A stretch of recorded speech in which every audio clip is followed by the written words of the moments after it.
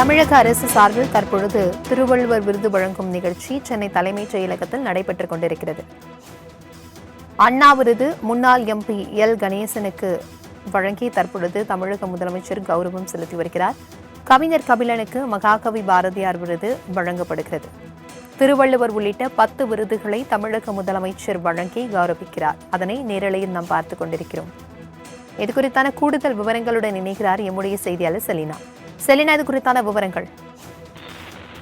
சென்னை தலைமைச் செயலகத்தில் தமிழ்நாடு முதலமைச்சர் மு.க. ஸ்டாலின் தமிழ் வளர்ச்சித்துறையின் சார்பில் 2025 ஆண்டிற்கான குறிப்பாக 2024 ஆண்டில் பெற்ற பேரறிஞர் அண்ணா, பெருந்தலைவர் காமராஜர், மகாகவி பாரதியார் உள்ளிட்ட பல்வேறு விருதுகள் வழங்கப்பட்டிருந்த நிலையில் 2025 ஆண்டிற்கான திருவள்ளுவர் விருது, 2024 ஆண்டிற்கான அண்ணா, அதே போல காமராஜர், பாரதியார், பாரதிதாசன், தமிழ் தென்றல் திருவிக விருது, அதே போல விஸ்வநாதன் விருது, தந்தை பெரியார் விருது, அம்பேத்கர் விருது, கலைஞர் விருது உள்ளிட்ட 10 விருதுகளுக்கு இடம்பெற்றிருக்கக்கூடியவர்களுக்கு முதலமைச்சர் மு.க. ஸ்டாலின் விருது வழங்கி கௌரவித்து வரக்கூடிய நேரலை காட்சிகளை தற்போது பார்த்து வருகிறோம். குறிப்பாக தமிழ் வளர்ச்சித்துறை சார்பில் ஒவ்வொரு ஆண்டும்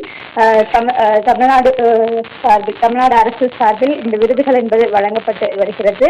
திருவள்ளுவர் தினத்தை முன்னிட்டு இன்று 10 விருதுகளுக்கு தேர்ந்தெடுக்கப்பட்டவர்களுக்கான விருதுகளை முதலமைச்சர் மு.க. ஸ்டாலின் சென்னை தலைமை செயலகத்திலிருந்து வழங்கி வரக்கூடிய காட்சிகளை தற்போது பார்த்து வருகிறோம்.